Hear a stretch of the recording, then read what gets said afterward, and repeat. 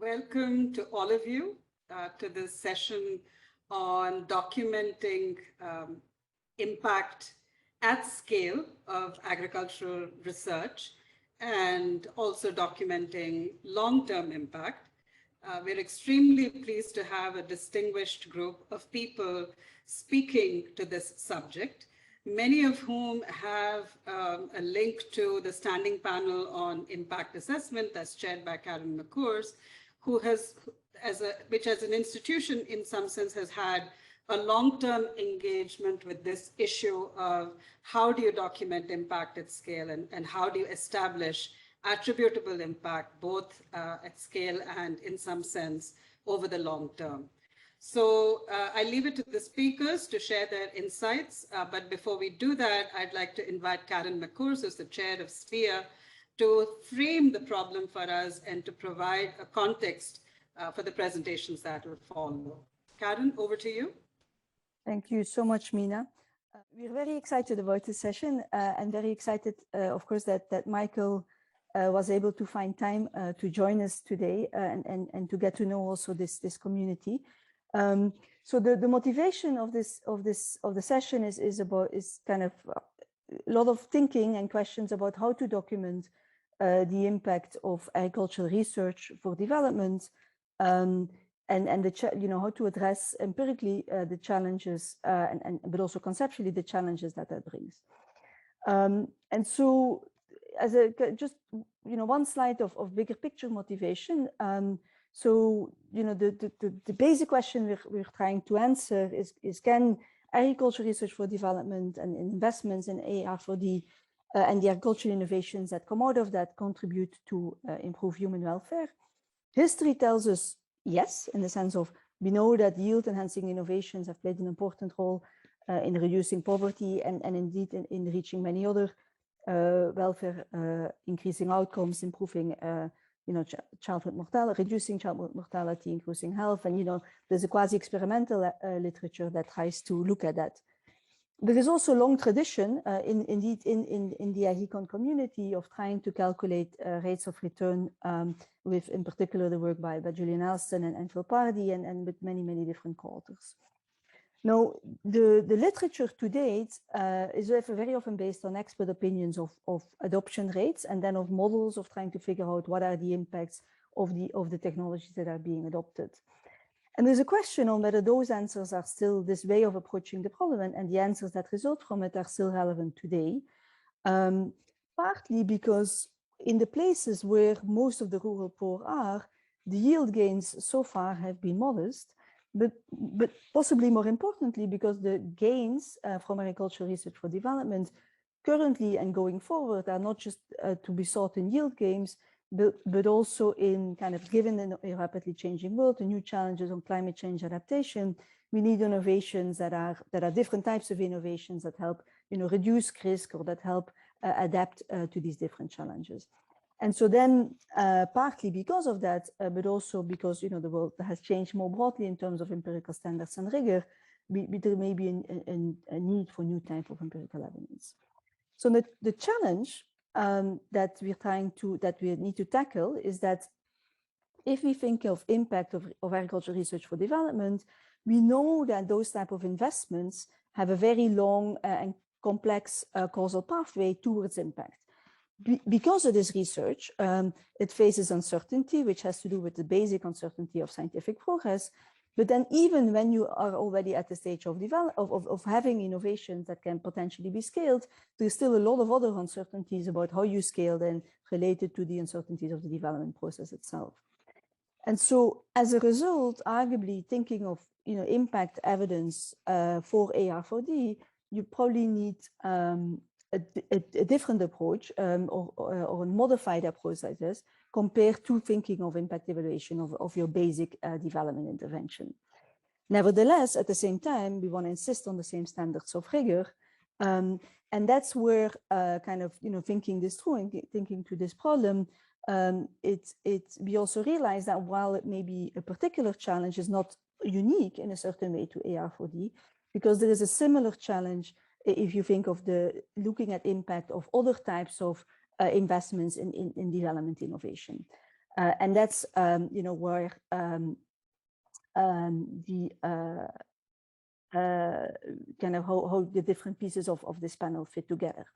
So what are we going to do in the session? So we're going to start with this broader challenge of thinking of impact of an innovation system.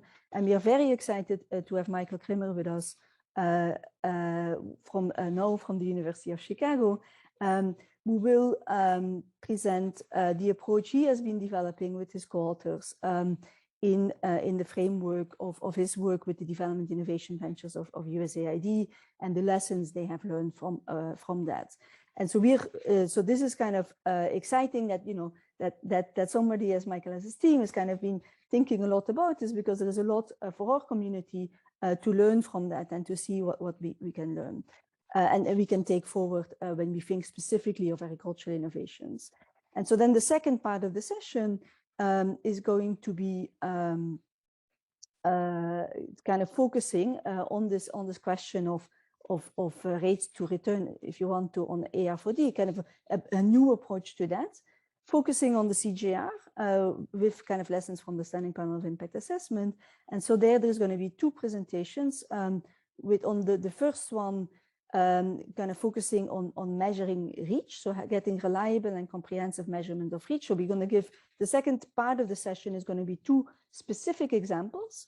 And on the next slide, I'll motivate a little bit why those examples. So the first example is on reach, where Solomon Alemu, who's a pre-doc with SPIA, and Paula Malia, who's a doctoral student at PSC, will be presenting work done in Ethiopia. And then the second presentation will be with Nathan Jensen from ILRI, who will be presenting work that he has been involved in for a very long time, kind of first establishing rigorous evidence of an innovation that ILRI has helped develop, so an insurance innovation, and then also the approach towards thinking about getting ready for demonstrating long-term large-scale impacts of that, and as part of that also looking at the disadoption, which is an important question for this question of when we think of the overall return to an investment, how long are farmers willing to engage with it? Do they kind of adopt it 1 year and then stop? Obviously, the rates of return will be very different if they do it that way than if they use it for 20 years in a row. And so the last slide, before I pass the word to Michael, is just kind of to explain why we separate this idea of the reach and the impact. So again, we start from the idea that returns to investments and research activity are very uncertain, and we should kind of we should just accept that that's the case, and that's a starting point. And then what we need, and this is where we will very much borrow on Michael's thinking, that I'm sure he'll explain much better than I do. But if you think about it, is kind of given that there's going to be a lot of investments that may not be too large returns, but if there are some that are coming out of the system of research that are big successes and that have large return, then those alone may justify the entire investment. And so that means, and rather than figuring out whether we can quantify the benefit of every specific research activity, we may not need to do that if we can quantify the benefit of the research activities that are successful, if you want to, and if those alone are more important than the investment made. So what that means is what we want to do, and this is where we kind of the logic of the two pieces. We want to think about quantifying the number of beneficiaries of a certain innovation or a certain research activity, and then and for the ones that are considered big wins, if you have a lot of beneficiaries, you multiply that with the benefit per beneficiary. And so to have the benefit per beneficiary, of course, we need that rigorous impact estimate of that particular innovation for which you quantified the beneficiaries.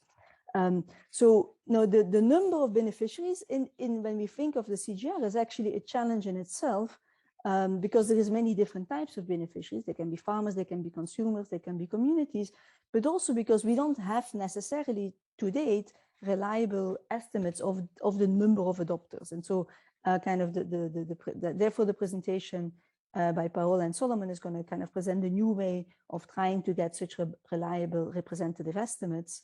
And then the link with Nathan's work is also that he's going to be looking at the dynamics of this. And then when we think of the benefit of per beneficiary, it's okay that they're small for some activities as long as they're large for some. So can we then, can those few big wins justify the investment in the system? But to do that, we need very rigorous evidence of some of the impacts of those big wins. And we know that in the real world, the impacts are not easy to predict. We can't just use the model from the researcher, from the kind of the upscale research. To get that, we need real world estimates. And so we need rigorous estimates of those impacts. And so this is how these different pieces of today's session are trying to fit together. So Michael Kramer, who I actually didn't mention this because I assume everybody remembers this, but Michael, of course, is the Nobel Prize winner in economics from 2 years ago. He will kind of give us this big picture approach that he's been developing with his team on the IV. Kind of we use that as a motivational framework to then dig into the AR4D part of this with the 2 papers that will look at specific examples, so specific components, if you want to, of an attempt to specify the number of beneficiaries, an attempt and an approach to get to the impacts as a way of, and in a certain way, these are 2 elements of a bigger system that would need to be developed for more innovations in order to get to the overall calculation of the return to the system. So without further ado, let me pass the word to Michael. Michael, thanks so much for joining us. Looking forward to this.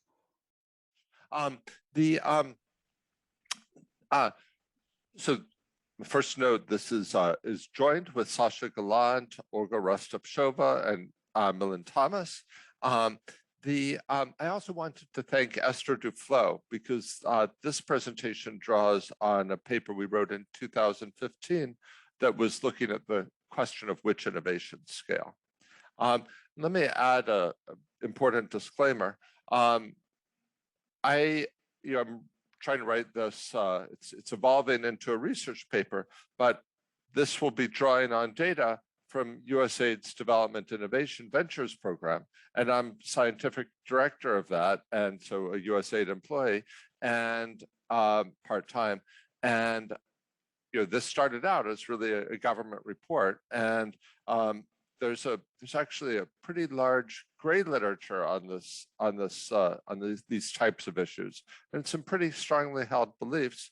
And the idea was to try to move that up a bit in rigor. Actually, I would frame things a little almost the reverse of the way Karen did. Rather than this setting the big picture, let me frame it the other way, which is, I think there's really nice work in agriculture, and we were trying to see, hey, can we adopt some of that work and use it for another setting? So rather than, maybe we'll contribute to agriculture, but I really see this as coming out of the agriculture R&D and trying to extend those methods in situations where the data isn't as good, actually.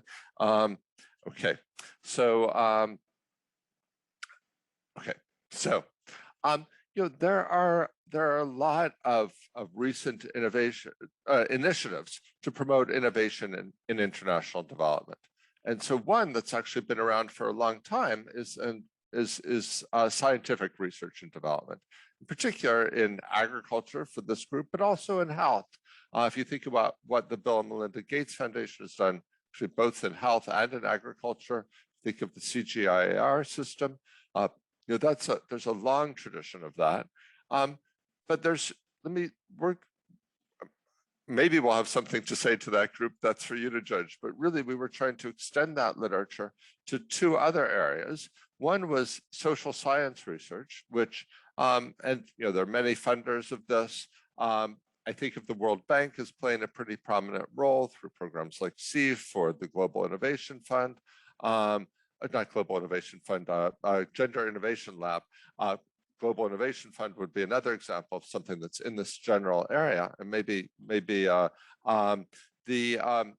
which takes me naturally to the third point, impact investing or social entrepreneurship. And there, you could think of the Omidyar Network or the Skoll Foundation, or at least in the US, many universities have competitions for their students to come up with ideas. Global Innovation Fund supports things like that. So USAID has an innovation fund called Development Innovation Ventures. We don't fund basic scientific research, but we do fund the latter two types we're trying to develop innovations. We're not deliberately funding social science research, but some of the innovations come out of social science research, or in some cases, social science research can contribute to them. And certainly we support lots of things from the impact investing social entrepreneurship world. So we just had our 10th anniversary, and we wanted to, I think the inception for this was two empirical questions. The first was, is this a good use of resources? There are a lot of urgent, immediate needs in development, and what's the rate of return on this? Is this a good use of funds, or should we just be focusing on the immediate needs? The second question is, which innovations scale? And if we could get some sense of that, that might help guide investments. Ideally, you try and find out which innovations are the best to invest in, but for reasons I'll explain, that's pretty tricky. And then, over time, and this is the most recent bit of this work, and perhaps the most speculative, I'm going to try to sketch out a model consistent with the results on the first two questions. And I think that might shed light on how social innovation funds can be structured to complement for-profit investment in innovation. I think there's, so I'll come to that at the end. Okay, so on the first question, does the return on innovation investment exceed the return on other development investments? A lot of the discussion, again, the agriculture literature was already more sophisticated, but a lot of the discussion in the social entrepreneurship world, or the social science innovation world, it's anecdotes. The advocates tell stories of successes, the skeptics tell stories of failure. You can move at one level up from that. Some people have tried to do counts. I'm going to argue that those types of counts can be pretty misleading. So we're trying to move it further, and we're trying to do so by extending the long literature on the returns to scientific R&D. Obviously, it goes back to Grillicus. There's many studies, I've mentioned one here, which suggest pretty high return to agricultural R&D. Same thing's true in health. Same thing's true in just overall R&D. Really phenomenal returns, 60, 70%. But we're going to try to extend that to look at innovation for development and these particular two categories. And Karen was mentioning some of the data limitations in agriculture, but I'll argue our data limitations are even bigger when we try to go across sectors. So the approach was to develop a bounding approach, which I thought Karen, Karen, thanks for summarizing it. I will just add a tiny bit to that. And then we apply it to the early portfolio of DIV. Why the early portfolio is actually one of the things Karen mentioned. It takes time for innovations to scale. Often, many decades. There's some things like Google or Facebook that were very rapid, but many innovations take decades. And so we've only got fairly limited time. We started in 2010, but we nonetheless thought we would take a look. Okay. So what's the methodology? Well, as Karen said, the question we're trying to ask is, are the discounted benefits of innovation investment greater than the cost? The benefits are the number of people reached times the net benefits per person. If you're thinking about a single innovation, if you're thinking about a portfolio, and I think one lesson of this paper is that you should be thinking portfolio-wide about the system as a whole, then you just add that up or integrate that up across the different elements of the portfolio. Here's one thing that is very basic, but is not done by a lot of the gray literature. We tried to include only the share of benefits corresponding to the share of innovation investment. So because we were looking at a particular portfolio, that for development innovation ventures, in some cases, we might have been only a small fraction of the funding that a particular innovation got. If we're 20% of the funding, we want to count 20% of the benefits. That at least avoids double counting if you try to aggregate across multiple funders. It doesn't get at the counterfactual. If one funder was the key funder and wouldn't have been done without them, and the others were irrelevant, there's no way to get at that. I'm happy to speculate on that. I think for most of the things we'll talk about, if I was putting on my speculation hat, I think we, development innovation venture for most, but not all, development innovation ventures played a pretty important role, but with some important exceptions, where in those cases I don't think we were irrelevant, but the just dividing it up by share of funding seems like a more objective way of doing it. Okay, so I think the methodological innovation comes from the very difficulties of estimating the benefits, and Karen referred to some of them. In our case, I think I said our problems are worse. I think the problems are worse. One reason is the conceptual issues. So we're in agriculture, you can debate this, and there are all sorts of other impacts. There are gender impacts, there are health impacts, there are climate benefits. So, it's not, but a lot of the benefits are just the extra, dollar value of the extra production being produced. In some cases, innovators had ways to reduce fraud in elections. How do you put a dollar value on that? Or we've just seen some proposals on reducing gender-based violence. How do we put a dollar value on it? There aren't conceptual, the methodologies have been worked out in health, and obviously they're argued about, but in some areas they haven't even been worked out. There are also data limitations. Often there's not a credible impact assessment, because when you're funding innovation, every scholar of innovation would say it's not that something is born in its final form. Innovations have to be developed, they change over time, there are modifications.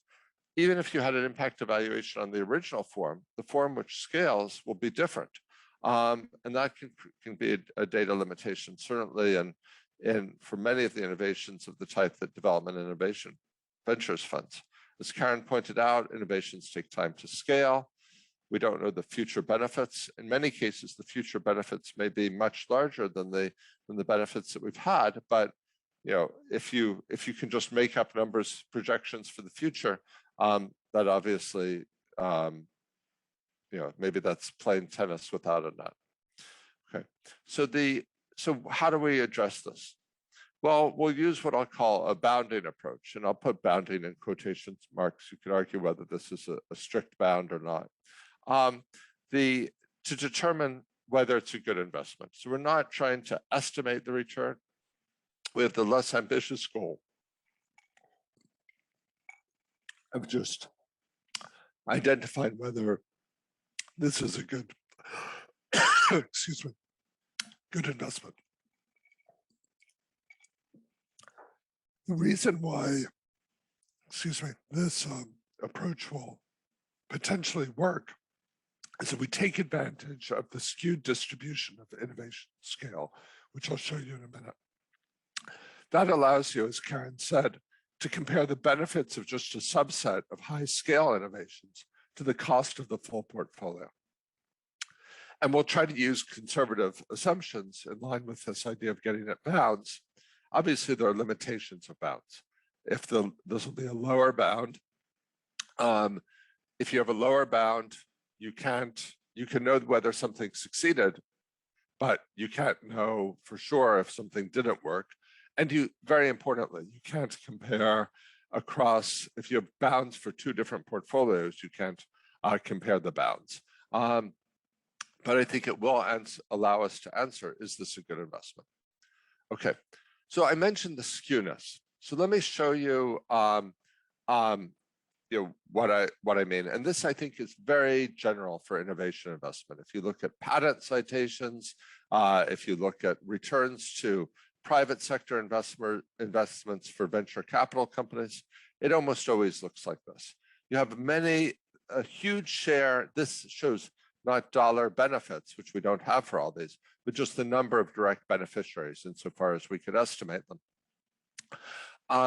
And a huge share of the beneficiaries, or reach, as Karen was calling it, is accounted for by the top few programs. So we supported 41 innovations over that time. 9 of them went over $1 million. I think that's actually, a separate topic, but I think that's actually quite high for the sector. There's some effort which is still in progress that's looked at over many different funders and looked at how many things scaled. I think they looked at 2,000 things and something like 80. So and this is not, so 4% say, and this is 9 out of 41, so 22%, so much higher. And of course, 9 of those 80 are from here. Okay, so these are the things that scaled.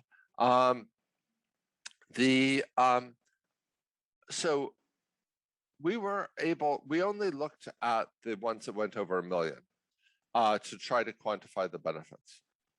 Of those, so far, we've only been able to quantify the benefits for these 5 in red.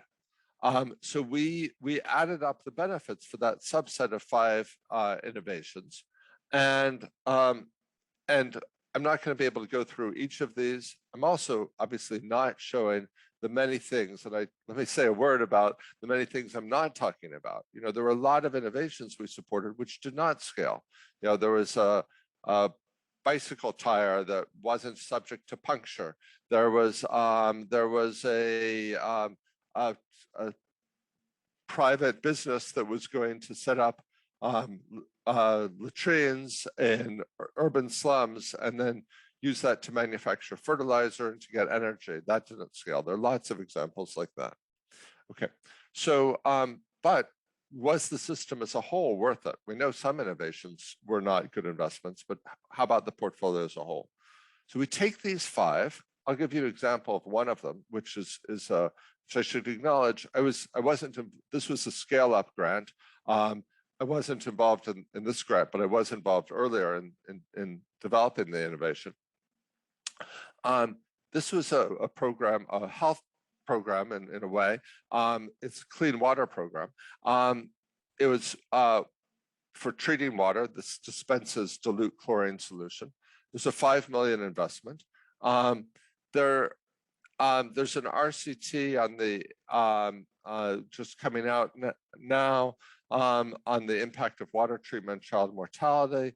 There are multiple RCTs. The one on this, we're using half of the estimate, then standard DALI, DALI estimates.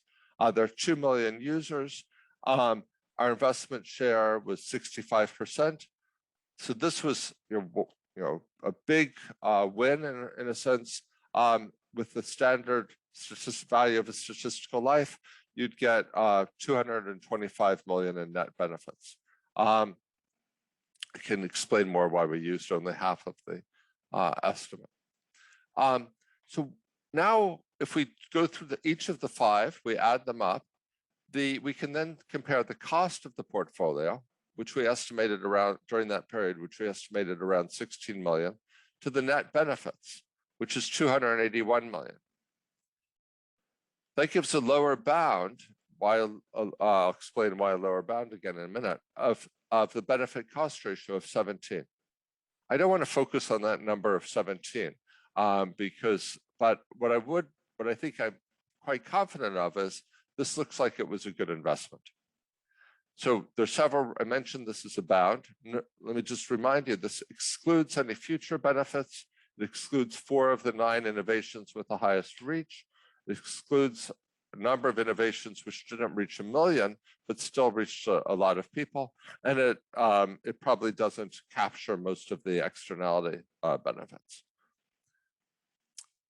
The second question we looked at, and I focused on the first because I think it's most relevant. The second question was which innovations scale? Now, obviously, what we care about is the total social benefit. Scale is a necessary but not sufficient condition for social impact, but there's much greater data availability for that, at least in the sectors that we're talking about. Now, we know that many commercial innovations scale. Low-cost motorcycles are giving birth to a huge transport industry of motorcycle taxis, for example. But there is a lot of debate over whether impact investing, social entrepreneurship that's focused specifically at the base of the pyramid, whether that actually scales innovations to serve the poor. And there's a great literature on that, which tends to be subjective analysis of innovations which scaled based on success factors identified only ex post. So for example, you get things coming out like they had a great management team, or they really knew their customers, and that's why they scaled. But of course, if you select on the innovations which scaled, and then you go back and you have to subjectively assess the quality of their management team, or did they know their customer? Well, you're likely to conclude that they did. So we're gonna, and one thing I haven't talked about the details of how development innovation ventures worked, but we actually did some things that are a little bit outside of the standard practice in the venture capital world and outside the standard practice in those sectors of the impact investing world, which sort of try to follow exactly the venture capital approach. We didn't require the management team to we wanted them to be good, but we didn't necessarily expect them to have, say, business experience selling a product. How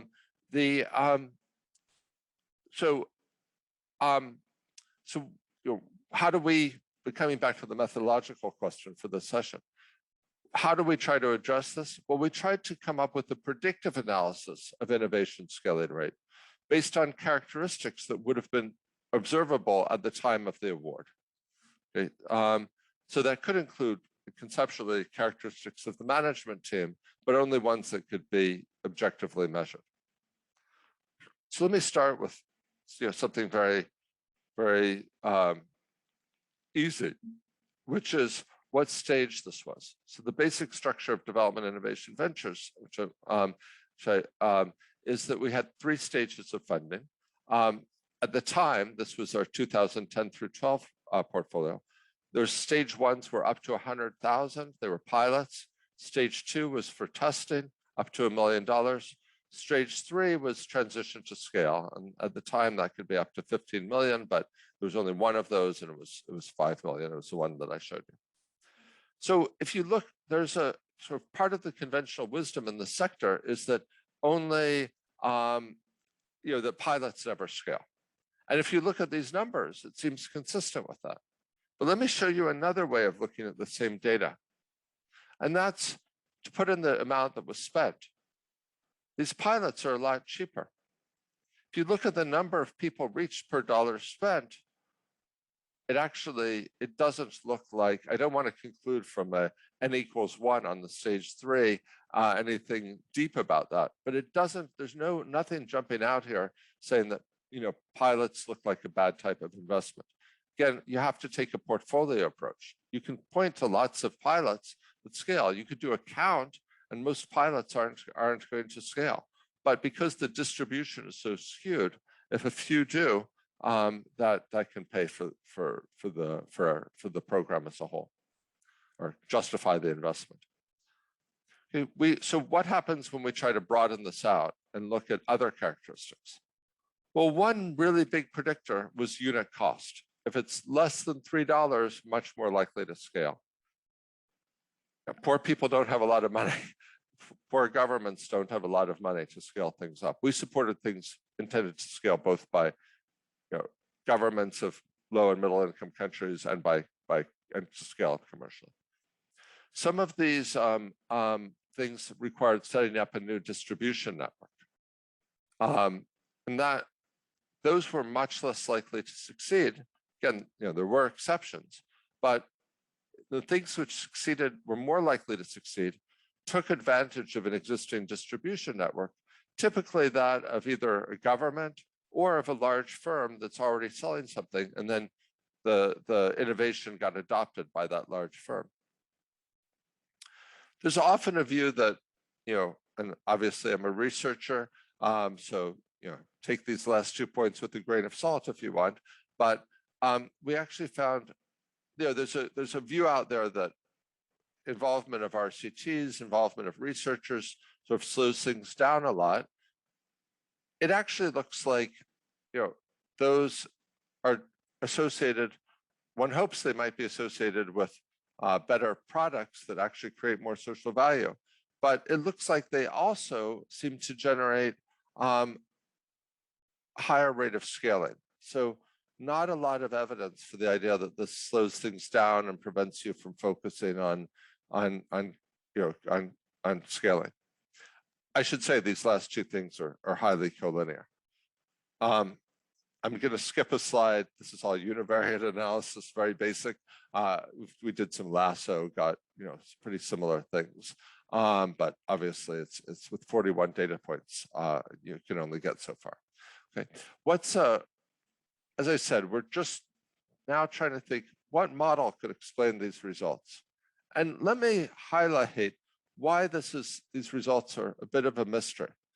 I think a lot of economists would be skeptical of the idea that a government-directed innovation fund is going to do well.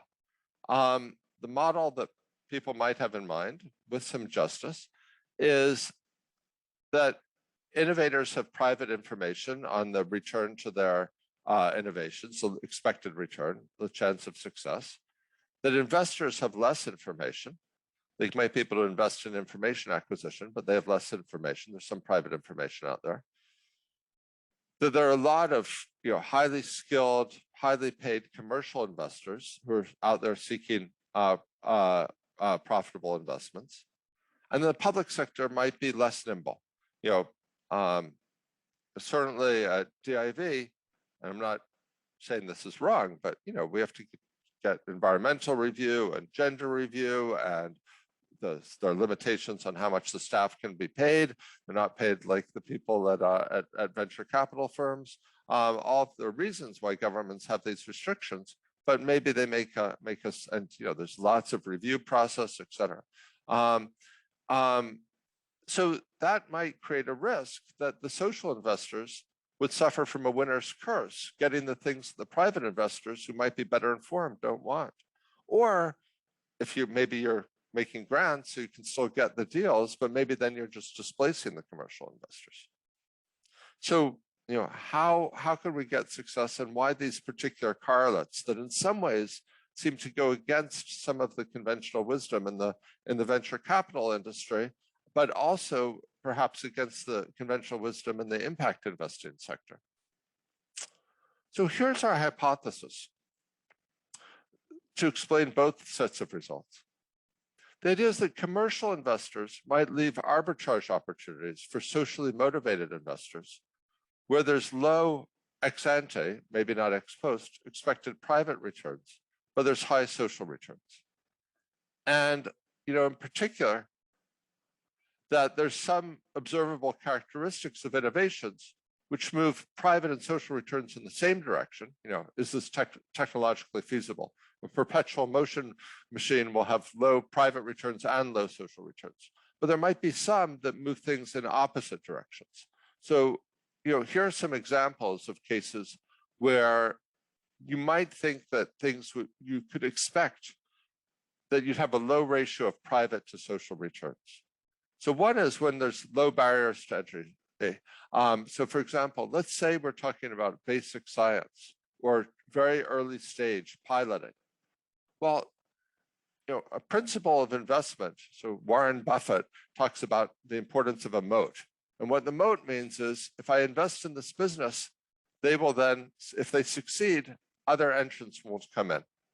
Well, if you're thinking about that could be a patent, you can get a patent, or you could get some big first mover advantage like Google or Facebook might have.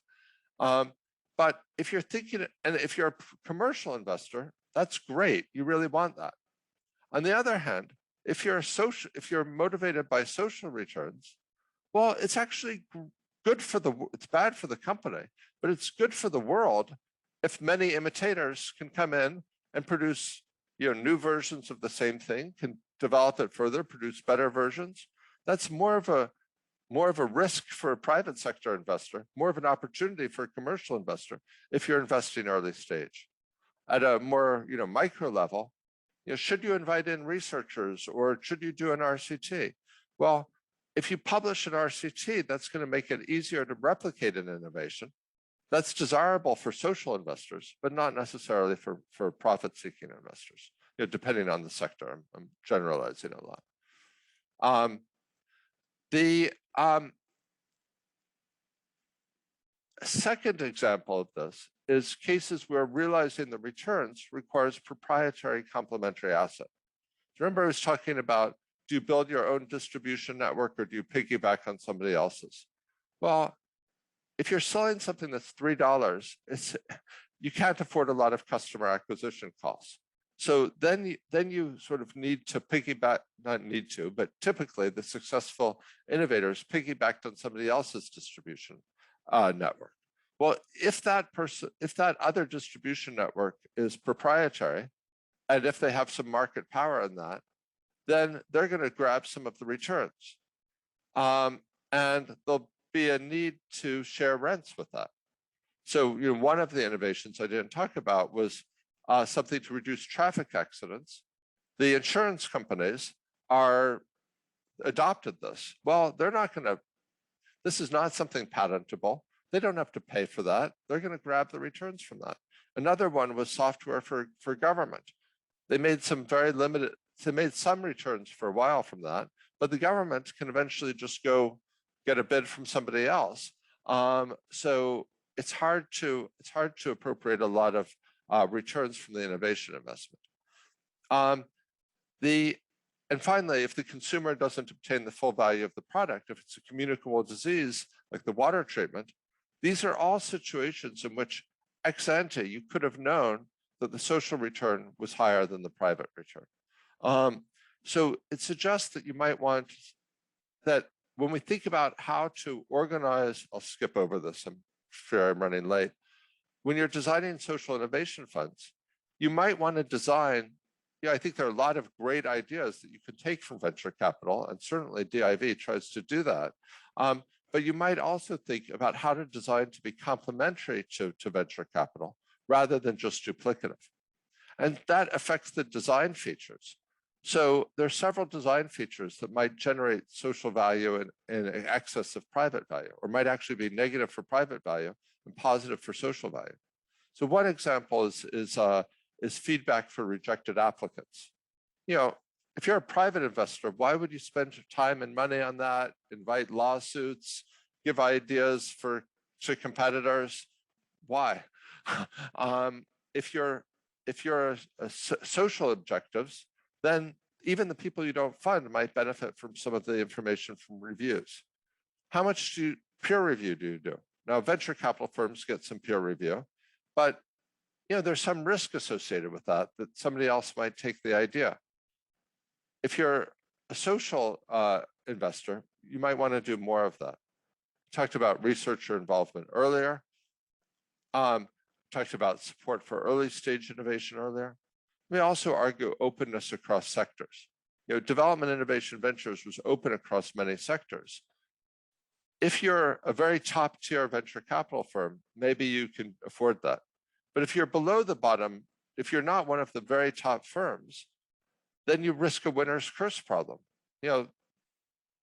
People who might go to the top firms first, then they get rejected, then they go to you, maybe they've gone to 70 other firms. If you're if in social investment, there's just not so much money out there, particularly for global public goods. Okay, could go on about this and would be happy to, but I'm fear I'm past time. Let me just conclude with coming back to some of the methodology. The skewed distribution of innovation reach means that necessitates a portfolio level analysis. Probably a better phrase would be enables a portfolio level analysis. Sorry, it both necessitates and enables. It necessitates it because you can't look innovation by innovation. It means you can't do that. But what it enables is this bounding approach. The DIV example suggests that the benefits through 2019 exceed the portfolio cost by more than 17 times. What I would take away from that is not the number, but there's potentially high returns to investing in development and innovation. I talked about some of the correlates of scale. I think, methodologically, I think it's I hope that this approach, this bounding approach in particular, when data is not available on every innovation, could be helpful for other programs or other funders. Obviously, you have to track the reach, you have to track the impact, you have to keep track of the financing. It's not a small task, but I think it goes from a extremely difficult, almost impossible task if you have to do this for every innovation to something that I think is very doable and worth doing if you can have this bounding approach where you focus on the ones that attain high reach and then look at the subset where you can plausibly get an estimate of the benefit per person reached. Thanks very much.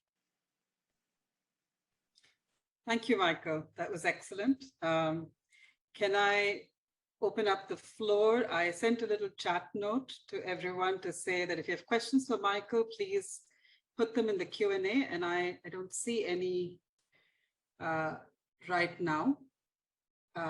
If you could put them in the question and answer, then I can convey them to Michael.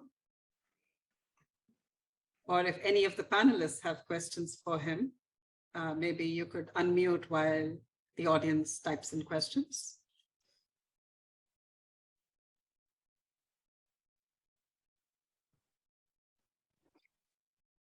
Michael, maybe a very Karen, quick, would you like? sure, a very quick practical question, and then maybe we can move on. So I wonder whether what type of reaction you've gotten from people in the innovation world by the finding that the researcher involvement makes this work better, which is probably a different model than they were used to, or at least some of them were used to. And is this something that people are receptive to, or somewhat worried about? Yeah. Well, I think I actually had an earlier version of this, which I presented in the NBR Innovation Policy and the Economy group. This is still the research world as opposed to the practitioner world. In general, I feel like I've got a very positive reaction to this in academic, in not just academic science overall. But there was a comment from somebody there who's works on venture capital. This is somebody from Harvard Business School and who's very good. And they said, "Hey, why do you think that? How can this be? How can it be that?" These things that depart from the best practices in the venture capital world seem to be, I didn't describe how DIV works, but as I said, there's some ways in which it's similar. There are a lot of ways in which it's quite different. And there said, how can this be? We think as economists, we typically think people in the market are getting it right. And that was a very useful comment. And that's what led to thinking through this, what I've been talking about at the end of the talk, because I have to assume that venture capitalists are doing the right thing for their objectives. I'm sure they're making some mistakes, but I also assume they know their work better than I do. So I think the way to reconcile this is there's somewhat different objectives if you're maximizing commercial returns and if you're maximizing social returns. And I'd note we haven't done this analysis yet, but it's on our definitely on our radar screen. I'd like to look at what the private returns were to these, but my guess would be that some of the things were were never intended to get private returns, but some of them were. We funded a number of for-profit firms. My guess would be that on the private returns, it wasn't spectacular, but it does seem to have been pretty spectacular over this short period. I could imagine we take more time, or the 17 may have been an outlier. I don't want to, as I say, I don't want to press that too hard. But I think that's the basic explanation, is that there's different. If you're going for social returns, you want a somewhat different strategy. Now, maybe a lot of the impact investing world is going for both. And I guess what I would say there, if this was the slide I skipped over. I think there are a bunch of things that, if we think about the innovations that have had the most impact in the world, this is a comment that I got before writing this paper and developing the model. People would say, look, where are the innovations coming from that are changing the world? They're coming from the private sector. And I think that's totally right. It's this upper right-hand area. If the things that are mobile phones, for example, that's much more important than any innovation DIV funded, or ride-hailing apps. Those are very important. I would mention these low-cost motorcycles earlier. Plastic jerry cans. It makes it much easier to carry water. Huge social gains from that. But all of these things were developed not to help poor people by impact investors. No, they were developed by regular firms trying to make profits, and then it turned out typically serving a richer market. And then mobile phones or ride-hailing apps turned out that this wasn't just useful in San Francisco; it's also useful in around the world. So that's obviously that's where most innovation happens. But if you're trying to do social innovation, well, maybe this stuff, you do have to worry a little bit about crowd out in this area, and more important. Well, I don't say more important. I have no evidence for that. You have to worry about two things. One is crowd out. The other is that you're gonna get a lemons problem, a winner's curse problem. That the venture, the Silicon Valley venture capital firms are going to be much better at figuring out, what's the next ride-hailing app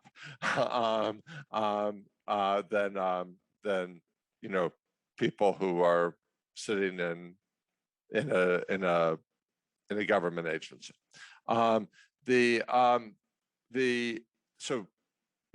If we think about, so this axis here is the axes aren't even displayed. There's private profitability and social value. So they are displayed. Expected private profitability is on the vertical axis, social benefit on the horizontal. There are things like alcohol or cigarettes, which are privately profitable, but social investors don't want to go. Here's the sort of area that you have to worry about with the winner's curse. Play pumps. This was an idea that got some impact investment, and play pumps, this water pumping device that is a merry-go-round, and children are supposed to play on it. It's hard. It's not very much fun to pump water, and this went nowhere. That's the danger. But there are some things, within this area where the ex-ante profitability is negative, expected profitability. There are some things that may never make money but have high social value, like this. It says voting technology. I mean, it's this technology to reduce electoral fraud, or the dispensers. I doubt they will ever make money. But there are other things that are gambles, and if they succeed, there's some investment cost. But if they succeed, they might make money. Rotavirus vaccine, or maybe software for community health workers. Presumably, a lot of agriculture investments fall into this category. So, there may be a case, within agriculture, there might be some things where you could invest and get a decent return if you're in this area as well, and maybe you could even get a little bit above the line and get a positive return. But you might be able to get the sorts of returns that impact investors are willing to accept, as far as the private return, and also get a social return. So, Michael, I'm going to ask one more question. It's actually a set of two questions which are somewhat related. Kyle Emmerich asks whether you could speak a bit about externalities in this framework. His sense is that these benefits and costs are easier to identify for some innovations than others. And would this make the bounding approach somewhat conservative for certain innovations? And relatedly, Mohammed Jabbar asks if a portfolio contains projects that have positive externalities and also some have negative externalities, what are the implications for estimates on overall rates of return and on subsets? Could you speak to it briefly, because we are going a little over time, and a couple of questions on the chat I'll let you answer in writing, but maybe you could speak to these. Sure. Yeah. So apologies for taking too long. On externalities, conceptually, you should include them in this type of social return analysis, both the positive and negative. The issue is data limitations. So in some cases, it was just very hard to get an estimate of the positive externalities, so we just omitted them. That does make it conservative. There are many ways in which this analysis is too conservative, but if you're trying to get an estimate, but if you're just trying to get a bound to answer the more limited question of, is this a good investment, that you can probably still get at. Negative externalities would be a conceptual threat to that, and that's one of the reasons why I put bound in a little bit of quotation marks, particularly for this, pretty academic audience. I'm pretty confident that precisely because this was a public funder and there was the environmental review, the gender review, et cetera.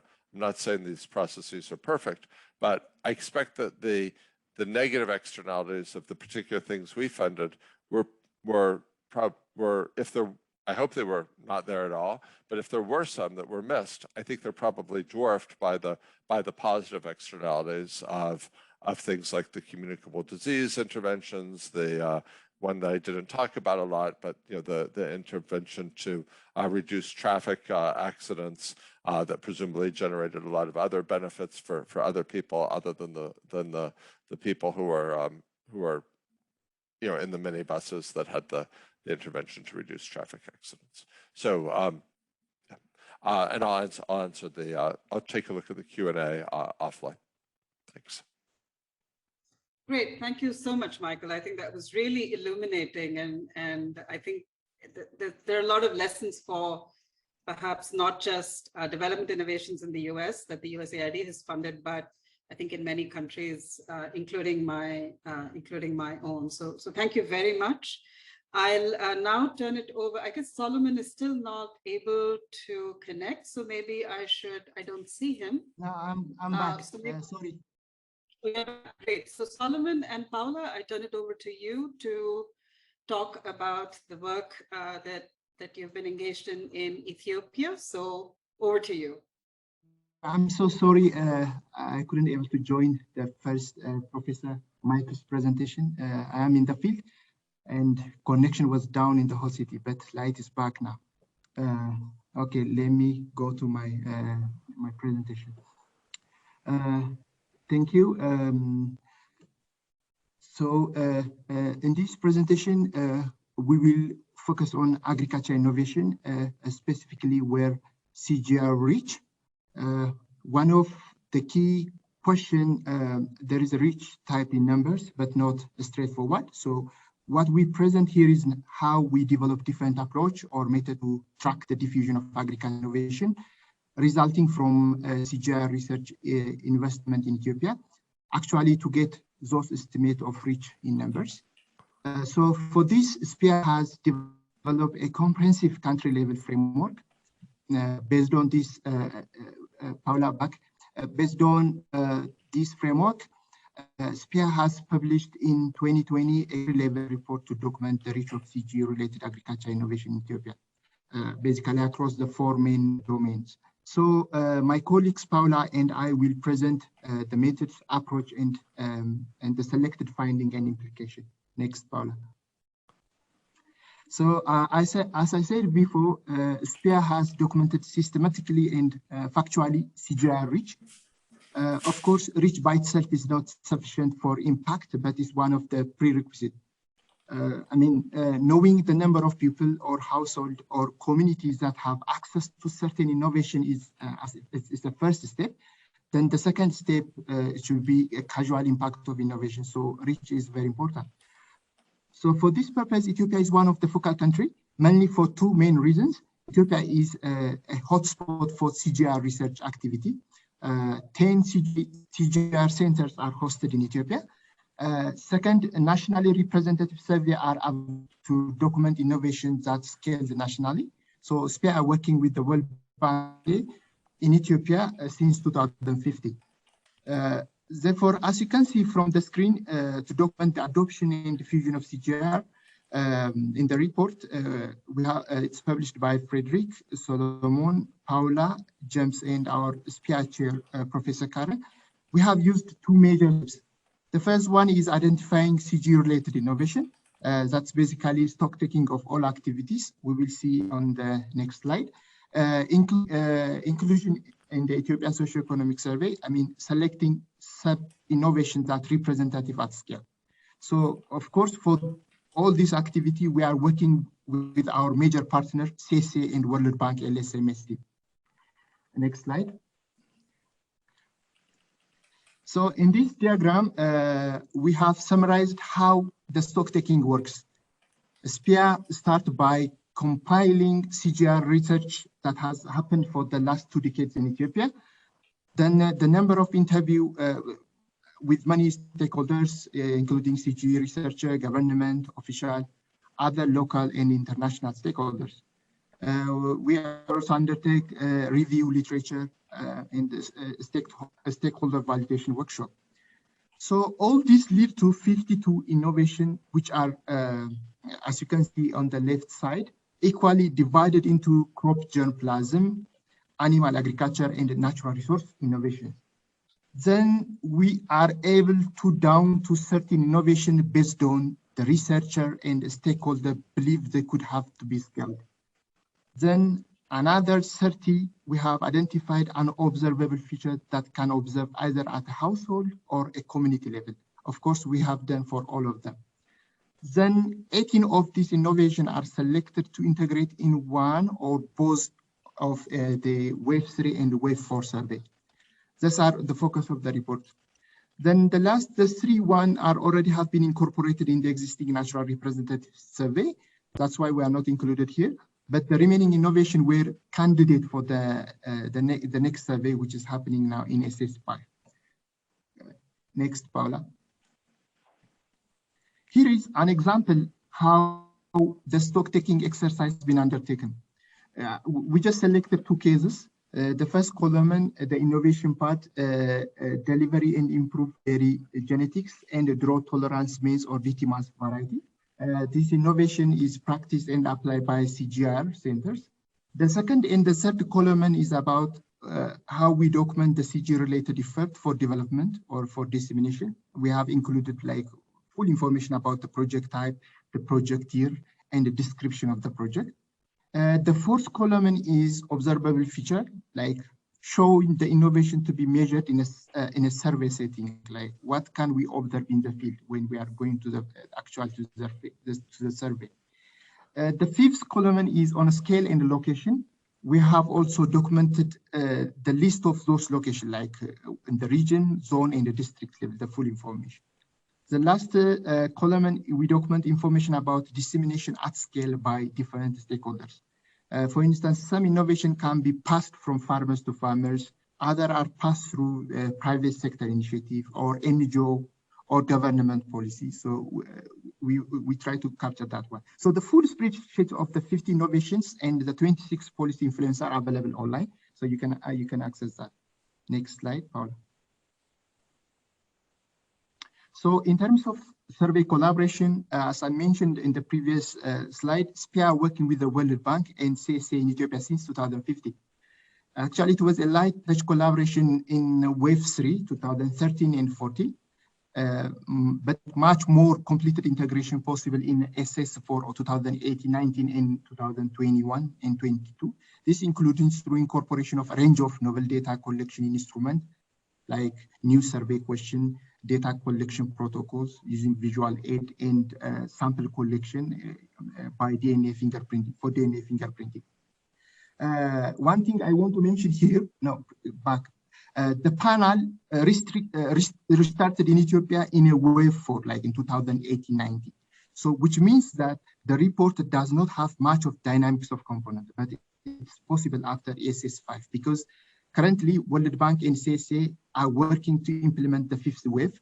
I'm here even for the training. We are giving a training for Crockett and DNA fingerprinting. So SPIA is incorporating additional innovation by adding and modifying question in the agriculture and community question. Next slide. So as you can see from this table, 18 innovation selected to integrate in wave 3 and in wave 4.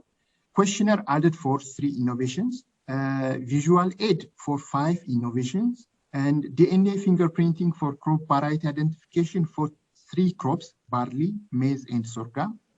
So basically the country report is based on quantitative evidence on the adoption of 18 of these innovations that obtained from Ethiopia Socioeconomic Survey. Is this or the last, the 4th wave? Paula, next.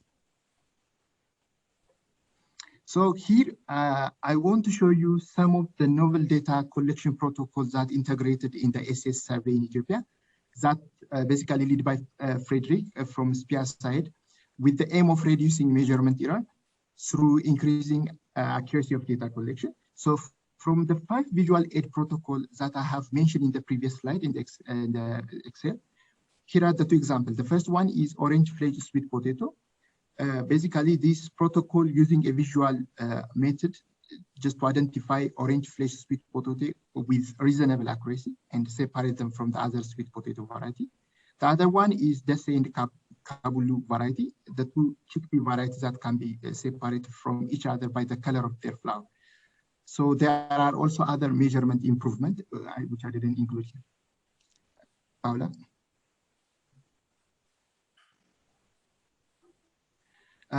Here is about the DNA fingerprinting. So as everybody knows, the most commonly method to document the adoption of improved variety is basically rely on farmer self-reporting or self-elicitation method. In the Ethiopian Socioeconomic Survey has always incorporated every year Crockett for agricultural yield estimation. So basically this practice was a great opportunity for SPIA taking a sample from Crockett for DNA fingerprinting after the yield has been calculated. So this picture shows how the enumerator worked both for Crockett and sampling for DNA fingerprinting. So the next slide is about result implication and will be presented by my colleagues, Paula. Thank you. Thank you, Solomon. So the first finding was the number of innovation that basically Solomon has showed you. The second takeaway of this report is what do we actually find once we collect this data? So the actual reach of this innovation among farmers in the field.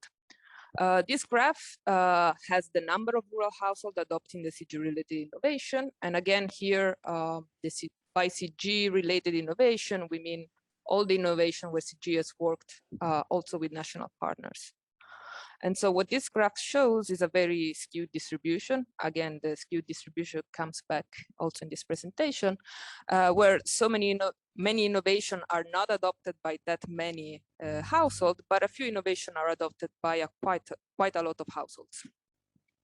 Strikingly, the top 3 actually represent the 3 core domains of the CG research.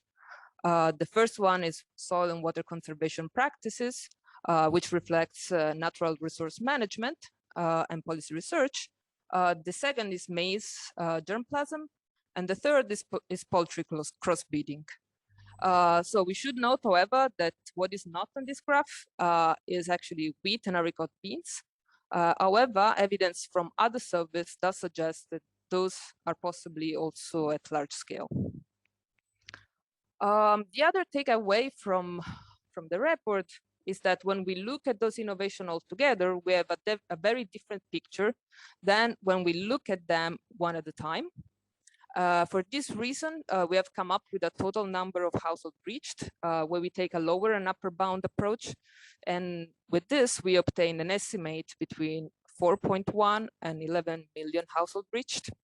Here, the lower bound approach, the lower bounds represents those innovations that where we have a very clear marker of the CG role, and there is an observable and embodied innovation to detect. While the upper bounds includes those innovations where the CG and its partners have done research, but where the attribution is slightly more difficult. That's why we use this lower and upper bound approach to get basically a more conservative and a less conservative estimate. Another interesting finding of the report strengthens the importance of using accurate measure for each innovation. And indeed, through the use of DNA fingerprinting, we find that the average age of maize variety identified on the field is 20 years for OPVs and 15 years for hybrids. And most importantly, we find that misclassification rates are large in self-reported data, meaning that only on 23.3% of the plots, farmers correctly report growing and improved maize variety. This results is in line with recent evidence that I mentioned here in the slide, that you can find here in the slide. And so in this case, using self-reported data, we would have wrongly concluded that adopters of maize variety with CG-related germplasm is actually 45%, while the truth is actually 60%, so a much higher percentage. The use of self-reported varietal identification leads not only to wrong rates of CG reach, but also to wrong conclusion regarding, for example, the type of farmers that are being reached. Indeed, self-reported would suggest that larger, richer, and more and male farmers use improved varieties, but this is actually not true when we use the objective measure.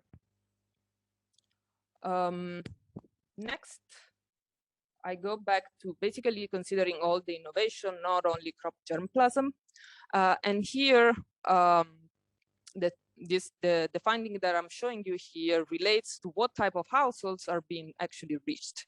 So the big advantage of having these measures, objective measures, and visual aids, and all the other measures implemented inside a bigger survey is that we can say what type of households are being reached with this type of with each type of innovation.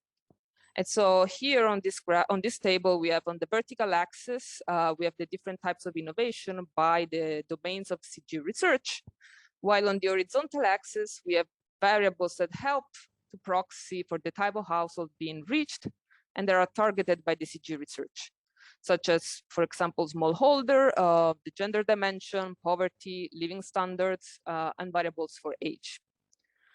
So, and here we can we have a highlight where I'm trying to give you a big picture of the results. I'm gonna go into the details, but just very briefly, green indicates indicates a positive correlation association, and red and negative correlation. And so the first takeaway is that many of the correlation are actually not statistically significant, meaning that there is no correlation between the household characteristics and the fact that the same households adopt some of these innovations. This suggests that households with different characteristics are equally likely to adopt this different innovation, which goes back to the fact that innovation are reaching actually many types of households. However, as we see here, there are also some interesting positive and negative correlations. And so just to give you an example, we find that women are more likely to be reached by crossbred small ruminants, while they are less likely to adopt crossbred large ruminants.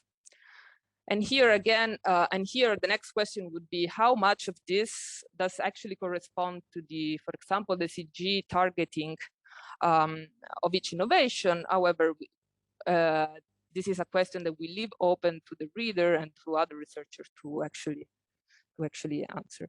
The final empirical results that we have here that we show in detail is the synergies between different innovation.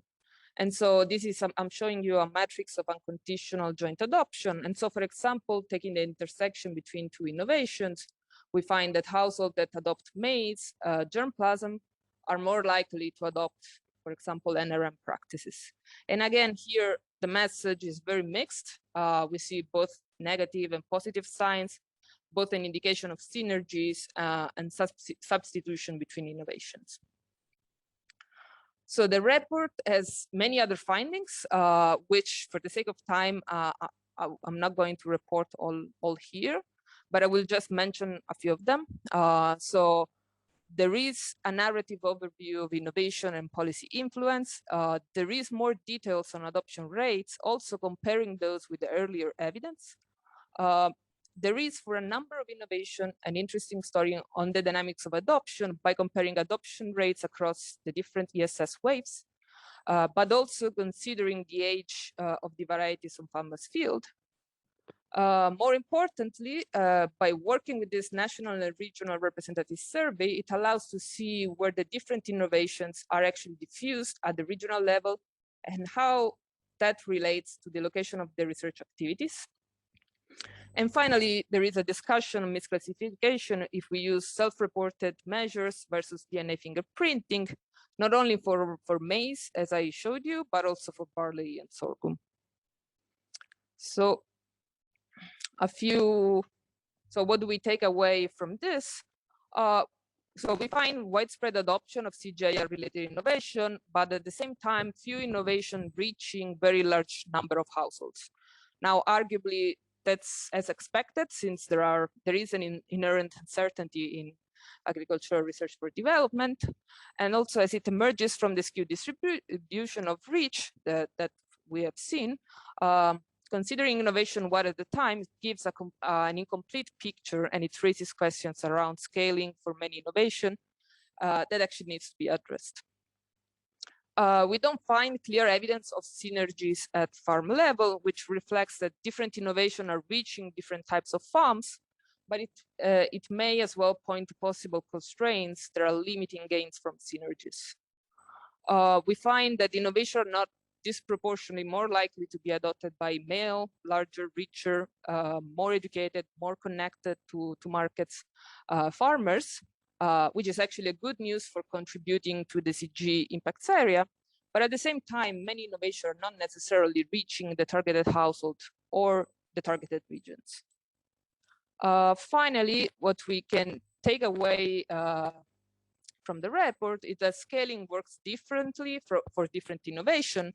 So this calls for rigorous piloting, testing, and causal evidence of impact to ensure that scaling efforts correspond to demands and constraints of the ultimate consumers, which are poor smallholder in this case. Finally, the final thing we want to highlight is to actually encourage you to take advantage of the data if you're actually interested, which are online and open access. So the report aims to establish facts, but also aims to raise questions that we don't necessarily answer in the report, but that can actually be answered using the existing data, meaning ESS3 and ESS4, or data that will be available hopefully soon, meaning ESS5. Of course, an exercise like this comes with caveats and limitations. For example, not all the innovation could be included in the report because of capacity of data collected elsewhere. However, this was the first exercise, but there are others to come. And so, for example, SPIA is currently working to replicate the same exercise, the same country level approach in Uganda and Vietnam. So stay tuned for the other two reports. On a more macro level, if you want, what this data can be used for is not only to tell us actually how much, how many households have been reached, but also can give us interesting insights on who, where, and when diffusion has happened in countries like Ethiopia. And this is arguably provides the stage to reevaluating theories of change related to those innovations and answer questions such as where and for whom are scaling efforts working, why, where, for whom are the bottlenecks proving to be too constraining. So with that, let me end, and I turn it back to the panel. Thank you. Thank you very much, Solomon and Paula. If it's okay with you, I will actually like to move on to the next speaker and request that the audience put their questions in the Q&A box. And if you can answer them there, that would be great. Otherwise, I'll try and open it up at the very end. But for now, I think it may be better if we just move on to Nathan's presentation. So Nathan, it's over to you to talk about something we actually don't get to see too much of research on, especially in the CG, which is index-based insurance and not for commodities, but for livestock. So over to you, Nathan. Thank you. Can I check? Can everybody hear me okay? All right, wonderful. Just trying to get myself sorted out here a little bit. So first of all, thanks a lot to the SPIA panel or the folks at SPIA for pulling this together. It's been really interesting so far, and the two previous talks were fabulous. This work by Paula, really, it's really an inspiration, the work that you all have done that you're presenting on, you and Solomon. So thanks a lot. This is work that I'm going to be doing with Nils Tufel and Rupsha Banerjee, but there's an entire sort of research group that have been working on IBLI for a long time, and this work is really building on all of that work. So this index-based livestock insurance product that I'll be talking about, it has been around for quite some time.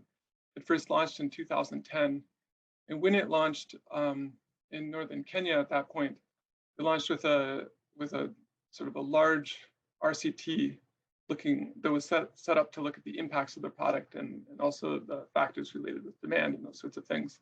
And then in Ethiopia, the same thing happened. So in 2012, it launched there with an RCT as well. And so there was a lot of learning that took place around this product sort of in the following 5-6 years from this RCT. So there are quite a few papers out there that have looked at this. I think thinking back to some of what Michael said, it fits really good with the intention of this project specifically. So the existing literature out there is all related to these RCTs at the pilot level, really. And those ended around 2015, and this product has continued to scale since then. And so now it's 2020. And the idea is to use sort of the same research team and many of the same research techniques to go back and look at how does this product fared 5 years later, sort of in the commercial domain, because it's been operating still, it's been scaling, but through these scalings, it's always the commercial providers that are providing it. There's research taking place, but most of the existing research has been around sort of improving the sales agent structure and the like, and it hasn't returned back to these sort of fundamental questions about what are the impacts of this product now that it's scaling, who's buying it, who isn't buying it. And so this project that I'll be talking about today is really going to be focusing on those, and it's looking back now that this product has scaled. Do we see the same types of outcomes that we saw during the piloting phase? So before jumping into it, I'll talk a little bit about pastoralism. There's an estimated 50 million pastoralists in sub-Saharan Africa. The map on the right shows in purple the pastoral areas, and you can see it's a wide variety of areas: the CGIAR region, the Sahel, also South Africa. So this is there's many differences amongst these groups, of course. We're just kind of lump them together when we talk about pastoralists. And we want to think about households that are really relying on extensive rangelands for their income, as well as to maintain a large stock of their wealth, because these livestock represent a huge portion of their wealth. A really simple way of thinking about why we care about droughts is that droughts cause low forage availability and water availability. It reduces income at the household because they become less productive. So a large portion of their income, of pastoralist income, is milk, or calves, offtake of animals. It also deteriorates their productive asset. So this asset, livestock, can die, of course, but even if they're not dying, if you want to sell them, if you want to slaughter them for meat, they're much less valuable when they're emaciated, for example. Catastrophic income and herd loss has certainly been identified as a major cause of poverty in the area. And there's those of you that are familiar with the literature around poverty traps, a lot of that literature is coming out of pastoral areas because there's such a direct relationship between environmental conditions, income and production at the household, and then household wealth. Of course, households are responding by coping, so I don't want to act as though something like droughts are something new. This has always been the case. And in fact, when people think about pastoralists, they usually think about households that are moving around tracking after rangelands. So this is of course the case. But when there are droughts, tracking after those existing rangelands, looking for water, looking for forage, it becomes more challenging. And then you have to cope in other ways as well. It takes more labor, for example, to move these animals further away. So in northern Kenya, during drought, people might move their animals as far as Ethiopia or down towards Mount Kenya, for example. So this takes more labor. So you see households are pulling children from school, for example. It leaves less income at the household because often when they're moving the animals far out into the bush, they just sort of leave the house, most of the kids and sort of the older people at home. They have to fend for themselves because they no longer have income from milk. And of course, often you're sort of pushing yourself into areas that you wouldn't like to go into because they're conflict zones, for example. The figure on the left is from a household survey we did in 2016, 2017. Here we're just calling up households that we knew were on a roster of people that had purchased insurance before.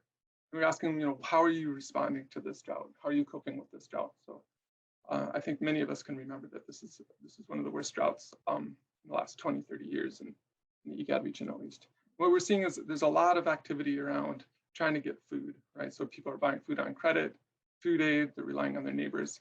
And then the second set of activities is around their livestock, of course. They're buying food and forage for water, or they're selling or slaughtering their animals, vaccination services. And then we do see this sort of pulling kids from school to help them support herding practices, which is even worse in these areas where a lot of food aid is directed through schools. So the idea of the index-based livestock insurance product is, of course, just to mitigate the impact of drought on households. And for those of you that aren't familiar with the area or with index insurance generally, you might wonder, why don't we use a sort of a standard insurance product where people have losses, they lose their livestock, and then we pay them for those livestock? And the real issue is effectively there's no data, or it's too expensive. You can think of those as kind of being the same thing. So to provide somebody with a standard and conventional insurance product, you have to be able to create a risk profile for them so you know how much premiums to charge them. And those data aren't there. And then you have to be able to verify losses. You have to be able to verify why the loss occurred. Is this the right animal that was insured? And these animals are really far out. So during a drought, you might have to track really far out to just verify that this animal actually died. So it's cost prohibitive. So an alternative form of insurance is to provide people with indemnity payouts when something sort of on average happened in their area. In this case, we're using a signal. It's an E-modus NDVI signal that's measuring the greenness on the ground. The wonderful thing about this is it's, first of all, it's globally available all the way back to 2002. And so we can look at what did rangeland conditions look like in this area in this season normally. We can generate a distribution of how the rangeland areas normally look like in this month or over this rainy season in your area. And then we can then identify anomalies and make payouts around those anomalies. At this point, because the rainy seasons, most of the forage accumulation, of course, takes place over the rainy seasons. And after the rains stop, the forage degrades at a pretty predictable rate. The payouts are actually made sort of in anticipation of this degradation. And so we watch how the forage accumulates over the rainy season. And if it doesn't accumulate very much, then a payout can be made in anticipation of a forage scarcity sort of during the dry seasons. This is the result of sort of a research for development program within IBLI, where we collaborated with a bunch of basically remote sensing scientists that help us improve the product. In all of this, the policies are all commercially sold. So there's local insurance companies that are carrying these policies. The maps on the right, so on the top, it shows Kenya sort of in the middle there, and all the red little zones are the index units that are currently live, meaning that there's index insurance, there's IBLI available in these units now. So there's a portion of it that's in Ethiopia that's kind of on the top, and most of that are basically the arid and semi-arid regions of Kenya. And this figures explains sort of the process of developing an index. Basically, you accumulate over space, you accumulate over time, you develop an anomaly index, and then you can construct a policy on that. Since it launched in 2010, it's been scaling. So it's scaled across northern Kenya, as I mentioned, Ethiopia. The State Department of Livestock in Kenya started using it as part of its social protection programming. Currently, it purchases insurance on behalf of 18,000 households. So it buys insurance from the commercial entity to targeted households, sort of like a cash transfer program, but instead it's an insurance transfer program. WFP is beginning to use it in its programming in Ethiopia and now in Zambia. There's pilots scheduled, and there's also been a lot of interest from AFDB, World Bank, and FCDO, of course. They've commissioned a series of feasibility reports from ILRI across the Sahel and ICAE regions, basically to help countries. The idea is that these reports could help countries understand if an IBLI or a drought risk financing tool like IBLI could be useful for the pastoral areas in their country. So of course, it's not relevant for all areas. Sometimes just because of the seasonality of the area, it's not very relevant. Other times because drought risk might not be a big issue for households. The idea is that some of these countries, in theory, they have now a report that can tell them if this is a valuable tool for them and could potentially move forward. And finally, ILRI worked with Africa Risk Capacity, which is a sovereign level insurance product provider, I should say, to help them develop their product tuned to pastoral areas. So they already had a product that was available for African countries, but it was tuned to cropping areas. So all of the ARC product is very similar to the IBLI product, actually. It just uses similar indices and works very much the same way. So it's all to say the findings from the pilots are really what have driven some of the scaling. People are excited about the original findings, which I'll mention now. And this has led, this led to State Department of Livestock integrating this into its products. This led to continued funding by World Bank and AFDB to continue, helping the product scale. So some of these findings that we have, I mentioned that there's the original RCTs, and this is all of the findings that I've listed here from those original RCTs. We see that there's, of course, payouts during drought help households, help them cope in ways that we think are better in some ways, or avoid some of the detrimental coping strategies. And maybe, or at least as important, we see that there's changes to production strategies, which we would hope have sort of longer term effects. So households now have insurance coverage for drought, so they can change their herding strategies a little bit. At the welfare level, certainly there's some payoffs there that we can see. And there's two concerns that people have often when they think about index insurance for pastoralists. So I mentioned them here. Number one is we know that there's informal risk pooling taking place in these areas. And there's a lot of concern that something like a formal insurance product could undermine these informal relationships. And there's no evidence of that. There's two papers that have looked at this. And then the second question is, there's some concern that people often say, oh, these droughts act as sort of a natural mechanism for reducing the pressure on the rangeland. So basically killing cows is, I guess the argument is that killing cows is like not the worst thing in the world, because then there's not too many cows. And if there's too many cows, they degrade the rangelands. So, I mean, I understand the argument, or I understand the question at least. There has been some examination of this in Kenya and Ethiopia. The results are mixed, and in neither case have they been very large. But once again, this is from the piloting work. And so, once something goes to scale, something that looks small could maybe become more important. And I'll mention that there is another SPIA program that is actually looking specifically at this question. So they're looking at the impacts of IBLI sort of at the landscape scale, its impacts on rangeland health. So that's pretty exciting. So now for this project specifically that I'll be talking about, there's two research questions. What are the dynamics of adoption, disadoption in IBLI? And the second is, what are the long-term impacts of early IBLI adoption? So the first one is, I think, is really interesting, and it's somewhat unique. There are a lot of research papers out there looking at demand for or factors related to uptake of insurance, agriculture insurance, index insurance out there. But those are all at the household level. So the questions there is like, what characteristics in the household drive uptake? Or it's occasionally they're at the contract level saying, if we reduce price to people, increase uptake. And of course, the answer for that is always yes.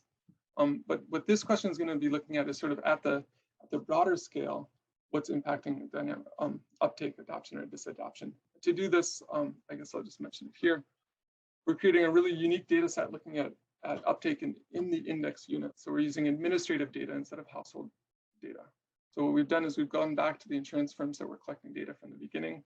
We've collected all of their administrative data for all of Kenya and Ethiopia where IBLI has been available. Again, the figure on the bottom left is all the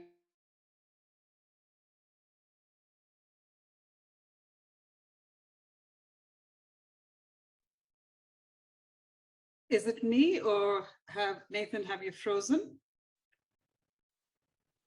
Karen, can you give me? Stephen will Yeah, make this for me. So sure. Nathan is back.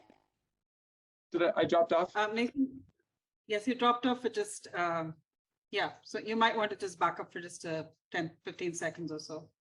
Okay, I'll just start over on the slide. Does that seem about reasonable? Yeah, that's fine. Yeah. Okay. So I was saying we're developing what I believe to be a very unique data set, and this is at the administrative unit. The amount of coverage there is, and I don't think it's not so unique because as far as the idea of collecting data at the administrative unit, many studies have done this. I think it's unique because of how long-term and how many data points we have. I should say that. There are many other studies that have, a pilot that's run for 2 or 3 years, and there's a few index units. But in this case, we have a product that's been running for 10 years now, and at every season, so twice a year, there's sales in 113 index units. Every year now, we're getting another 200 some observations.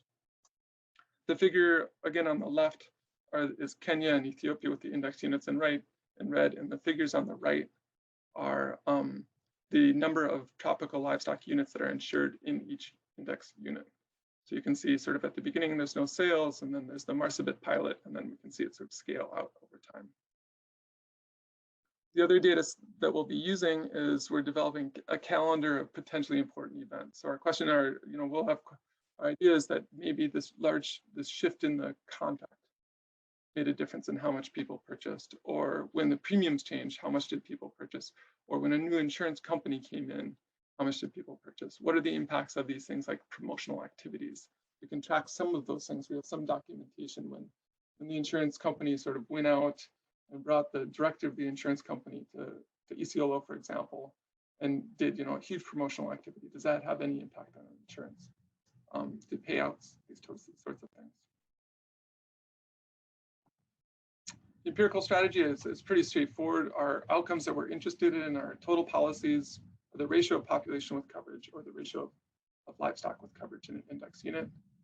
And we have the different types of events that I've mentioned before. And we'll just see where we get with that.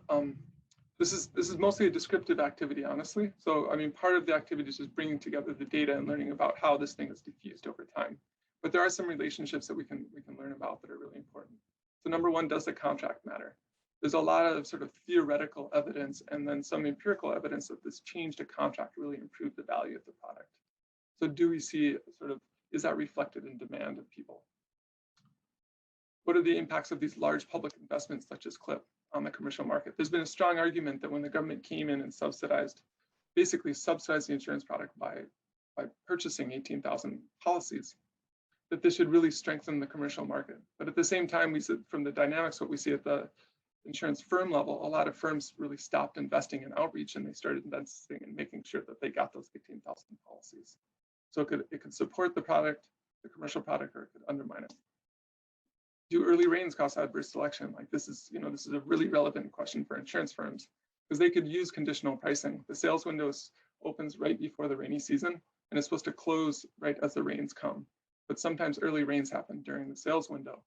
So of course people are, I'm guessing, they get to observe the rain, they might be less likely to purchase insurance when they see it's already raining, it's gonna be a good season. Some of the issues we face with this are our variables of interest are often perfectly correlated.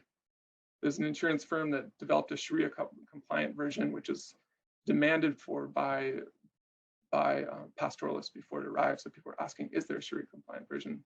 Company developed one, launched it, is selling it. That'd be really interesting to look at. Unfortunately, that same company has never sold a non-Sharia compliant version and there's no other company. So this is perfectly correlated with the company, which since there's only 4 companies, we have to expect that there's some sort of company impact. And then of course, there's many issues related to this sort of 2 ways fixed effects approach that we'll have to deal with. Fortunately, there's a whole bunch of literature that's come out over the last year or two that we can draw on. So Nathan, it's really fascinating stuff, but I do need you to maybe speed up a bit. Okay, I have 3 slides. Okay, thanks. Wonderful. So the second question is about early IBLI adoption.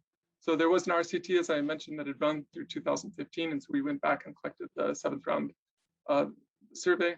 And we're basically just going to draw on the existing randomization and respondents' self-reported purchases to look at the impacts.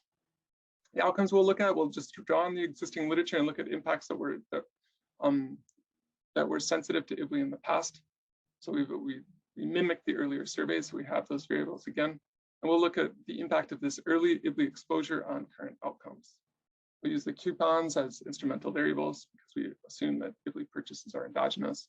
So this raises the question. So, if you think through what we're doing, we're asking what were the impacts of purchases in 2010 to 2013 on outcomes in 2020. And the question, of course, comes to mind is how can we, why would we imagine that these purchases could impact us? It's a good question. We can imagine that there's sort of these dynamic impacts. So that you purchased it, there was the changes in production that we saw empirically we saw in 2015, that this could change the household trajectory in such a way that we can observe now. The other option is that indirectly you purchased it early on, 2012, that made you learn more about the product, and so you purchased it again further down the road, and then these now impact outcomes. As mentioned, there's other interesting opportunities with this data. So I think a big appeal of this SPIA project has been that we're developing and contributing to the public data set. So we have this administrative data on purchases, and as I mentioned, there's another project looking at the impact of purchases on rangeland health. And then there's a whole host of questions we can ask of using this longitudinal survey that's now ranging from 2009 to 2020. I can end there. Thanks a lot, and here's our contact information. We're welcome any questions, comments, discussion. Back to you. Great. Thank you so much, Nathan. I would request any questions that you have for both these presenters, or indeed for the first presenter. If you could post them on the Q&A, then we'll have a couple of minutes for the speakers to respond, or at least get back to you once they know what your questions are. I'll just keep it open for a minute or two.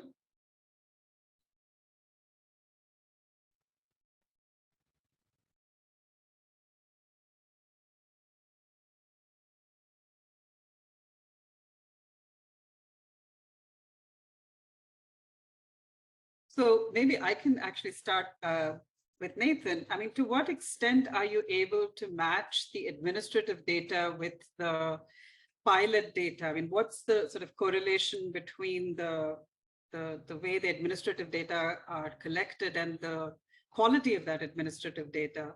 Because it seems to me an important part of the story of getting to a large scale.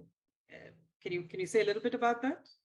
Certainly. I think there's sort of two parts of that question. First of all, collecting the administrative data at all, it's been a pretty big challenge. There's some insurance companies that sold the product and stopped since then, who they had never had even digital records of the insurance product. So this is sort of driving around and finding people in their house and asking for their old receipts, like the old insurance agents, and then writing them down and digitizing them and structuring them.